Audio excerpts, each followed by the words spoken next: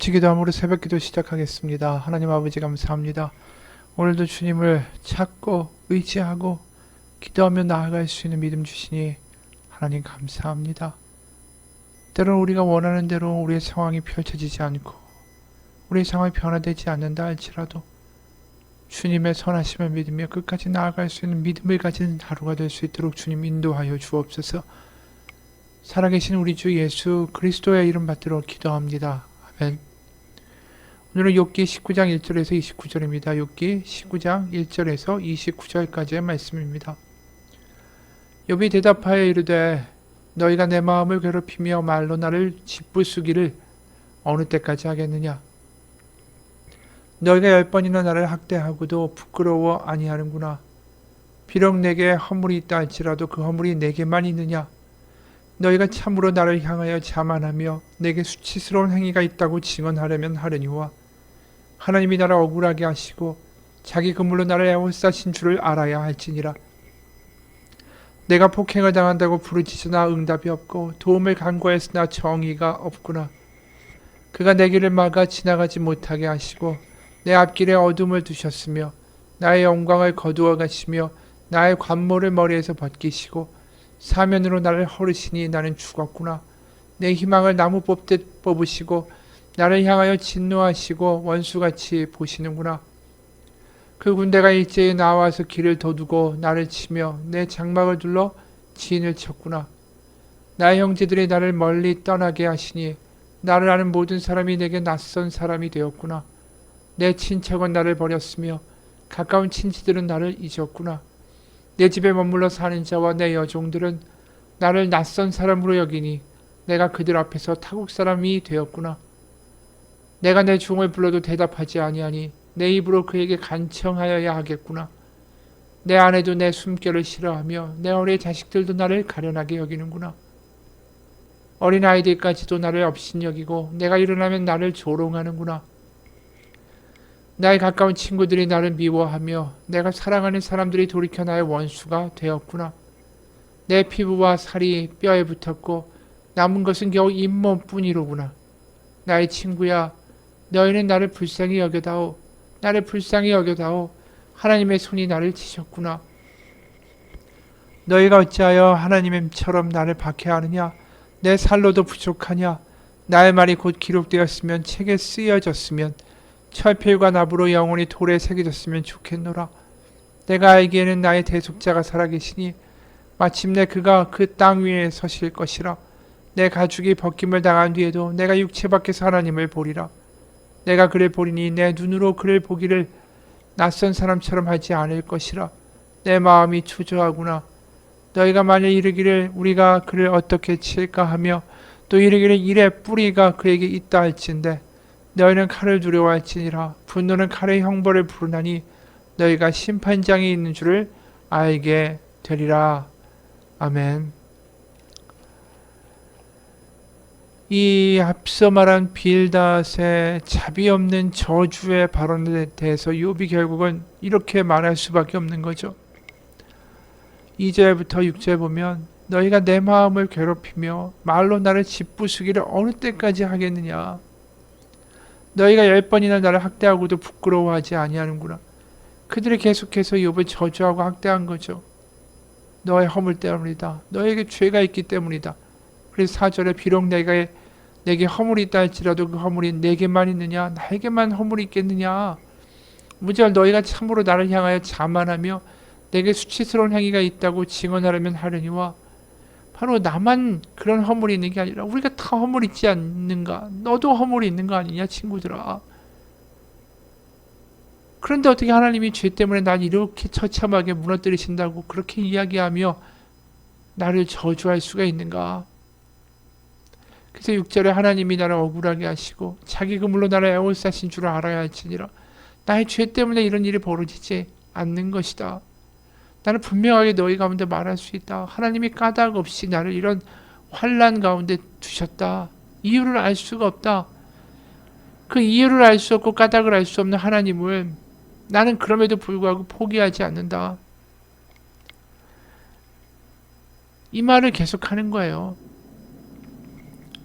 이 환란이 있다는 게 내가 악하기 때문에 하나님이 나를 버리셨다라고 나는 생각하지 않는다. 내가 이 환란을 겪지만 나는 하나님을 포기하지 않는다. 설명할 수 없는 고난 가운데 하나님을 포기하지 않겠다. 그러면서 그 고통 가운데 머물러 있는 거죠. 그래서 그 고통 가운데 친구들이 같이 슬퍼하며 그 고통 가운데 같이 머물러 주기를 기다리는 거죠. 그때 계속 친구들은 교만하게 하나님은 이런 분이다. 그래서 네가 벌을 받는 거다. 하나님을 상자 안에 가두고 그런 하나님이 되셔야만 한다는 식으로 바리새인처럼 욥을 비난하고 있다라는 거죠.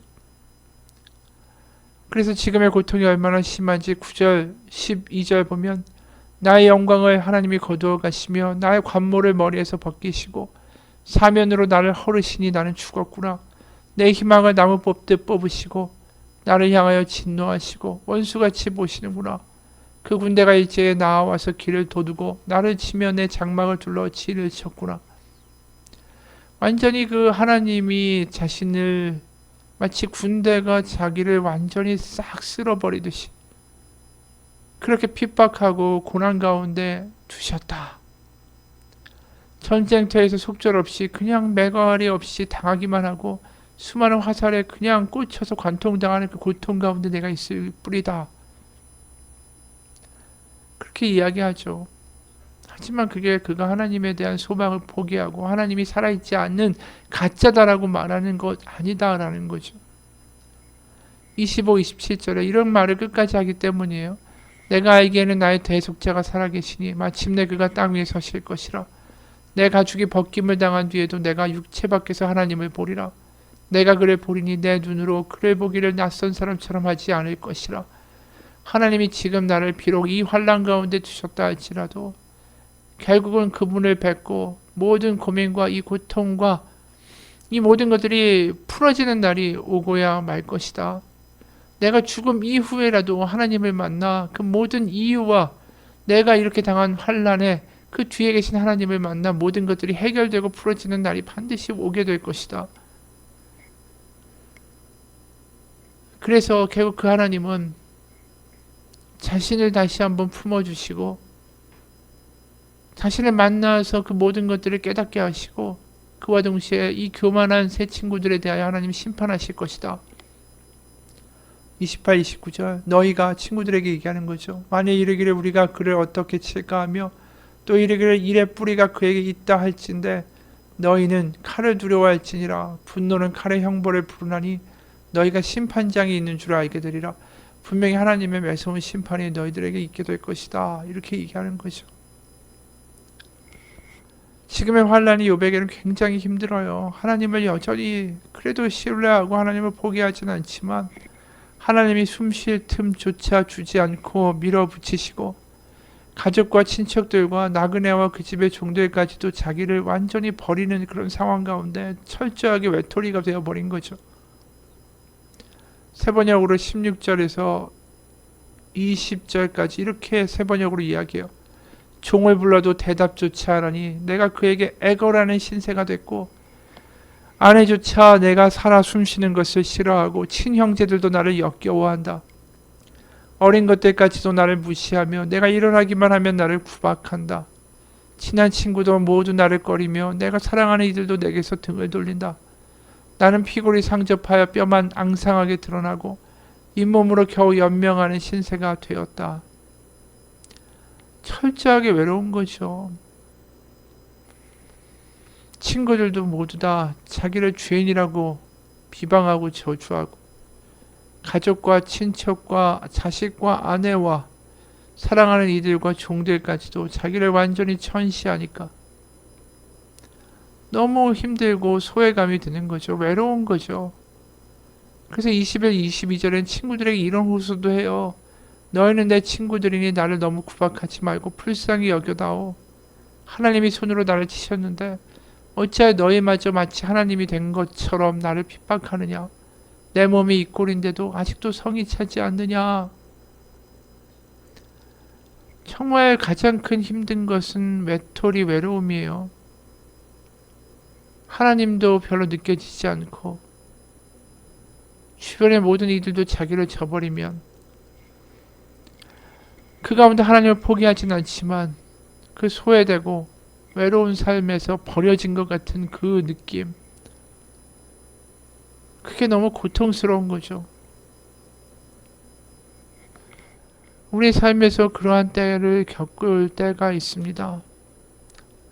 하나님을 믿어도 그렇게 버려진 것 같은 느낌을 가질 수 있어요. 그게 믿음이 없다라고 말할 수 없죠.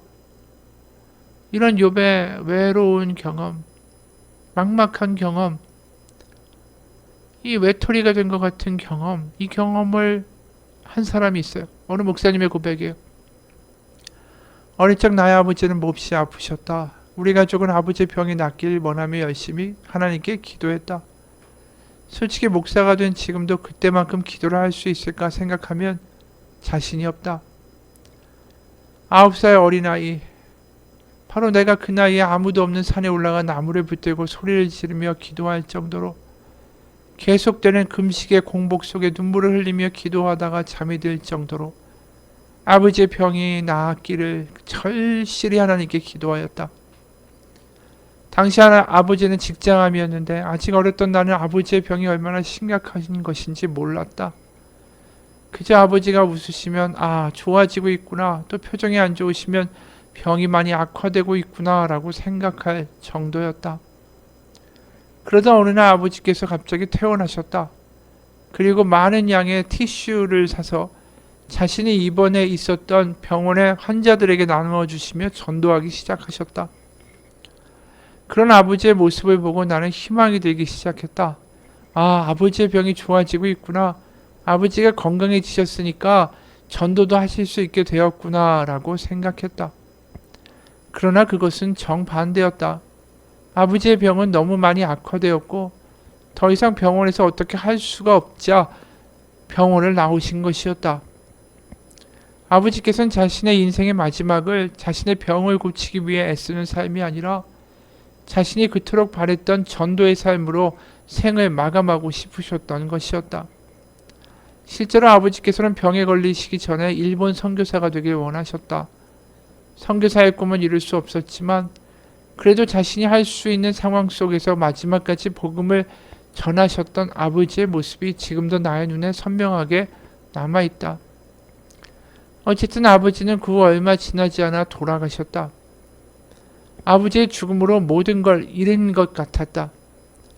그렇게 열심히 기도했는데 아무 응답 없는 하나님, 또 투병 속에서 그렇게 열심히 전도하는 아버지였는데 하나님은 왜 아버지에게 이런 고난만 주고 고쳐주시지 않았을까?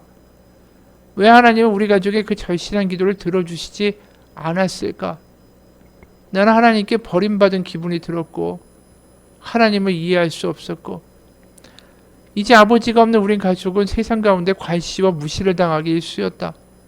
세상 가운데 외톨이가 된 것 같고 버려진 것 같고 그 누구도 우리의 마음을 알아주는 것 같지 않았다. 그런데 그때 어머니가 이런 결단을 하셨다. 아버지가 이루지 못한 사역을 자신이 이어가겠다고. 그리고는 바로 신학교에 들어가 아버지가 입원하셨던 그 연세 세브란스 병원의 목회자가 될 준비를 하셨다. 물론 그 과정은 매우 어려운 과정이었다. 생활비도 없고 어린 자식을 먹여 살리기 위해 일을 해도 시원치 않은데 신학교에서 공부를 하는 어머니를 비난하는 소리가 어린 나에게도 들릴 정도였다. 그러나 하나님의 놀라운 인도하심으로 우리의 가족의 필요는 그래도 채워지고 있었다. 넉넉하진 않았지만 언제나 부족함 없는 생활을 할 수 있었고 어머니는 마침내 연세 세브란스 병원의 원목실에 전도사가 될 수 있었다. 그리고 시간이 지나 하나님이 날 버렸다라고 상처받았던 나 역시 하나님의 인도하심으로 하나님을 신뢰하게 됐고 아버지의 모습 속에서 배운 믿음의 유산을 이어받아 지금은 일본 선교사, 일본 교회 목사가 되었다. 분명 아버지의 죽음은 어린 나에게는 인생의 최악의 경험이었다. 만약 내가 그때로 돌아갈 수 있으면 또다시 아버지를 살려달라고 더 열심히 기도할 것 같다. 그러나 나는 지금 이런 생각도 한다. 아버지의 죽음이 없었다면 세브란스 병원 김봉남 전도사, 바로 어머니죠. 그리고 또 일본 선교사 이정수 가정도 없지 않을까 본인이에요. 어쩌면 이것은 마치 예수 그리스도를 통한 하나님의 계획하심 속에서도 이런 모습이었을 것 같다. 예수 그리스도의 십자가의 죽음이 없었다면 이 세상의 교회는 태어나지 못했을 거고, 하나님의 외아들 바로 예수 그리스도의 죽음이라는 최악의 사건이 모든 인류를 구원하는 선을 이루어내신 것이다. 우리 아버지의 죽음, 그리고 그 죽음을 비롯해서 결국 우리 어머니가 원목에서 하면서 수많은 사람들을 구원하게 되고, 내가 일본의 선교사가 되게 되고,